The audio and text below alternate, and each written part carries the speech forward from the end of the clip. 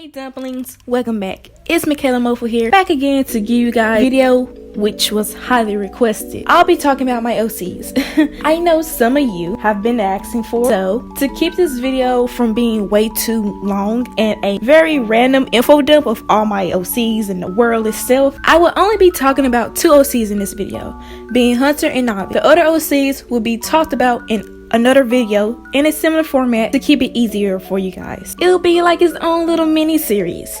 So I hope you all enjoy and let us commence forth. So basically I will be talking a little bit about the premise of their story. I won't go into too much depth given it's still being written, the story isn't finished, so there's going to be a lot of changes and I don't want to contradict myself later on and I say something that's doesn't add up to what I'm going to say in this video. So please take everything I'm about to tell you with a grain of salt. So I will begin.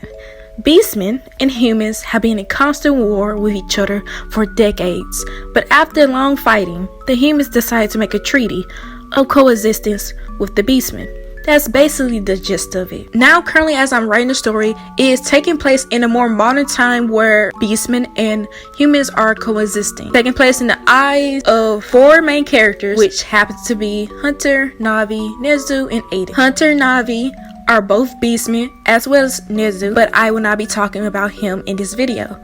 Aiden is a human. So what are beastmen? Beastmen in my story are animal-like characters, or at least they have very animalistic features, but I don't want to make the average looking with some ears poking out and the tail. I do actually want them to look different, you know. They also have the animal instinct of whatever animal they have the strengths of that said animal. Some have weaknesses, some have strengths over other beastmen, but overall beastmen are stronger than the average human. Now in the modern time of beastmen, even though they coexist with humans, there's still a lot of hate and animosity that goes both ways, as it shows in the school system, in the world itself, and as well as the work industry. So basically in the school system itself, beastmen and humans are sometimes pinned against each other and it's not the best, and a lot of time beastmen can reveal themselves or show their forms, get a warning for being in your form, something like that. And they also can't show their like full strength because like I said, they're stronger than the average. And to describe the work industry is a little bit more harsher. The best way is your co-workers and bosses know you're a beastman given is written document and everything.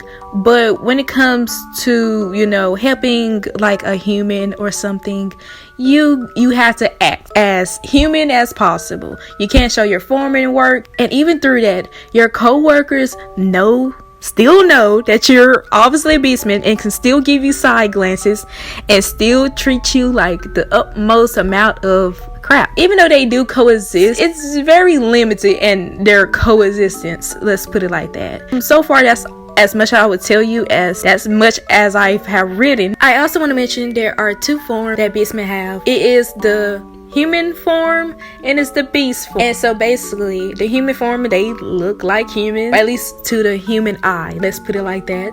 And the beastmen, they look like wherever animal they are based on. So now that we are finished with a bit of story lore thrown at you, hopefully you guys understood what I was talking about. Like I'm about to say, I ramble like a lot, it happens. So the concept that I came up for this drawing was because one of my OCs, Navi, she happens to like ramen. Navi and her weirdness invite Hunter out to one of her favorite places ever, and that's a ramen shop that she always goes to. She takes Nezu half the time when he does actually come, and you know, she wanted to show Hunter that, you know, she has good taste too, and this is Hunter's first time coming to the shack and he's not expecting much because he doesn't always want to trust Navi's opinion because her judgment isn't the best. So he was more hesitant in going, but when he finally did actually go, that's basically what inspired his drawing, and that is him eating ramen with precious Navi just to the side. I love his drawing, probably one of my favorites so far, because it took a lot of time, let me tell you. Came up with the concept 1 or 2 weeks ago because of a redraw. Came up with the concept sketch, but I didn't get back to the drawing for about a week or two, and then I just got bored and I was like, you know what, let me finish that one drawing I was making. Basically, yeah, and it took about 3 days for that. So the best way of describing Hunter, at least in the beginning of the story, he's not trusting of humans. It's just of overall a lot he experienced, really, which gave him this strong opinion against them. Basically, I would describe him as very cunning. Can definitely manipulate his way around certain situations in Word because of his sneaky like raccoon behavior. Don't know if I mentioned, but he is a raccoon beastman, so he is based off of a raccoon. He has a lot of the different type instincts that a raccoon would have. So he has his strengths and he has his weaknesses, but it is a little bit exaggerated. I will also describe him as also being he's very open with his own kin, and he's very giving to them, especially, and he cares deeply for his own kin. A lot more about his character that I'm still writing, so I'm still getting used to his character as well, but I feel like he's really very interesting to write. The next character I will be talking about is Navi, and basically she is a couple months older than Hunter. She's a very rambunctious, a little bit like at times silly and foolish girl, always happy. She always is like a quirky little girl of her own, and I guess that's kind of what describes her. But deep down there's obviously something more than, oh, she's always happy. It also goes to the fact that because of her nature, not everyone takes her serious because of it, and because of that, she isn't able to make proper friends. So that's a little bit of Navi, so a little bit more of her. She's also, don't know if I mentioned, is based off a kangaroo rat, which is basically a rat that's notorious for its high jumps. So basically, I will be answering you guys' questions that you left me in my community post that I made last night, in which I asked you guys to ask me questions about my OCs. I will only be answering related questions to the two characters I'm drawing, which is Hunter and Navi. The first question I see is, does Hunter have a lover? No, because he's very bad at socializing, and he doesn't like to interact, and he's not interested in dating. Thanks for leaving this question. Next, opinion on Hayden. I don't mind. Ship what you want to ship. It's a cute shipping though. I'm not gonna sit here and be thinking like, hey, what is this? What? No.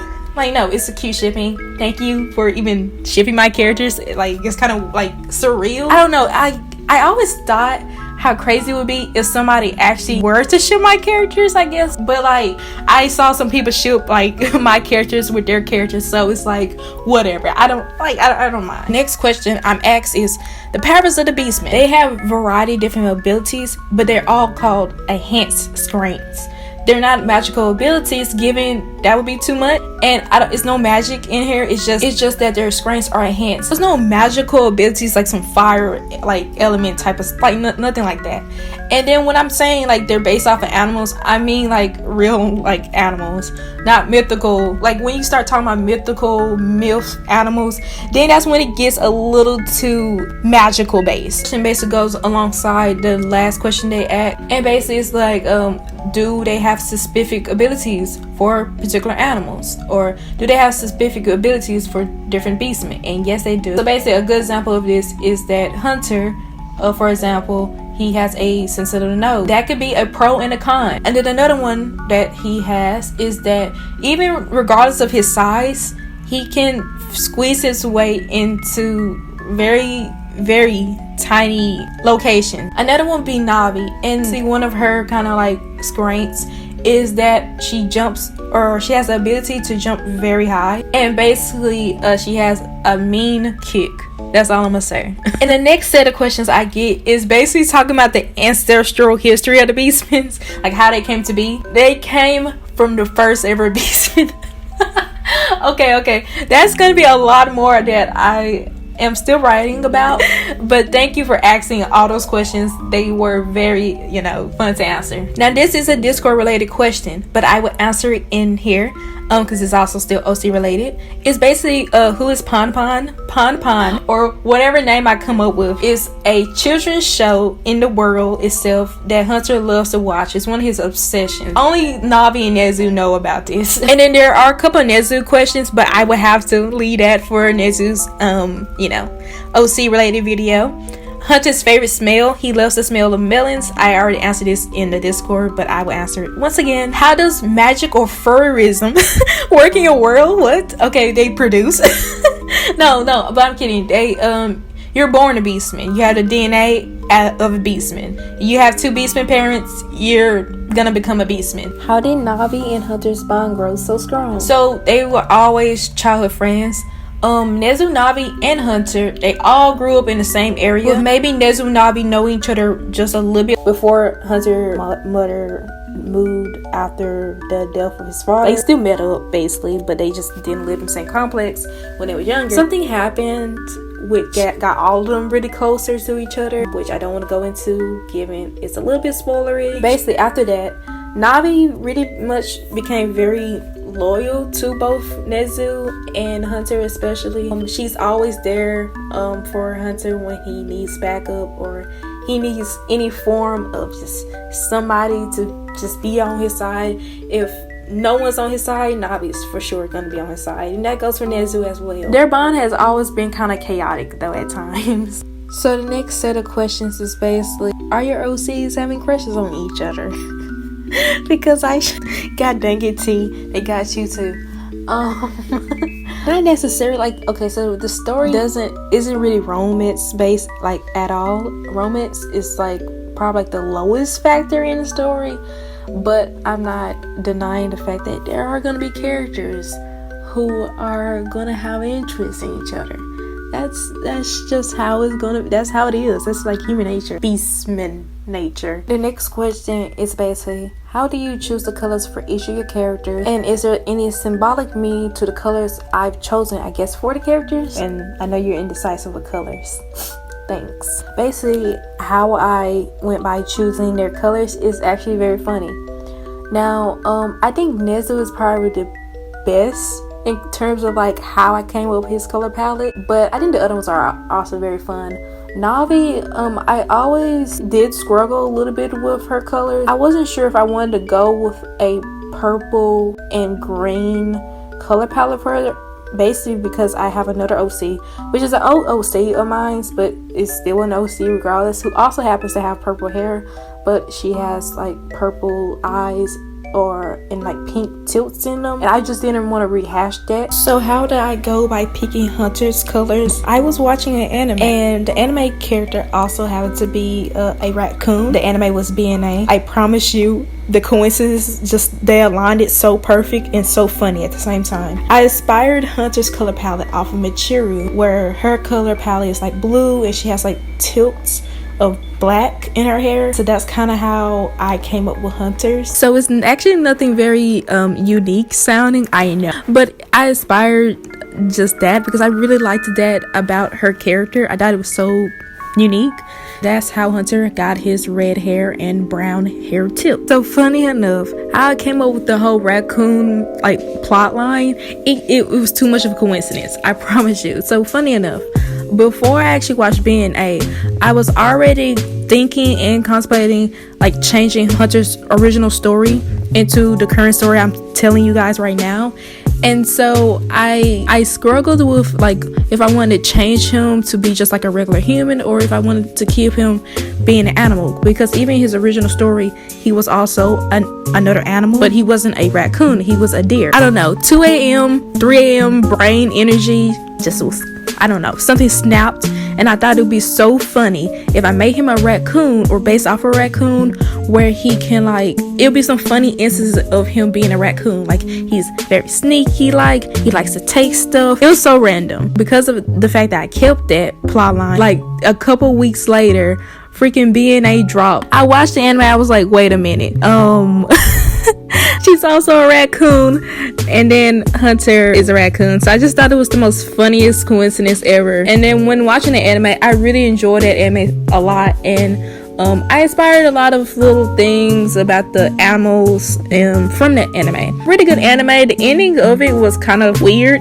but it's still a really good anime. I still enjoyed it. Okay guys, and I guess that's really the end of the video. I don't want to drag the video on too long.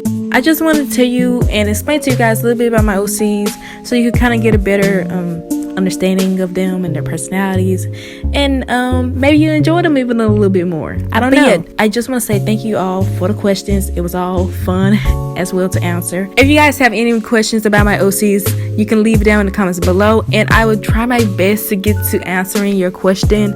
And just remember that a lot of the questions I didn't answer I promise you, I'm getting to them. It's just I split the videos up. And if you guys enjoyed the video, please leave a like. It's always super duper helpful. And why not subscribe to the Mofu Nation? I guess I'll see you guys later. Stay Mofu and Mofus.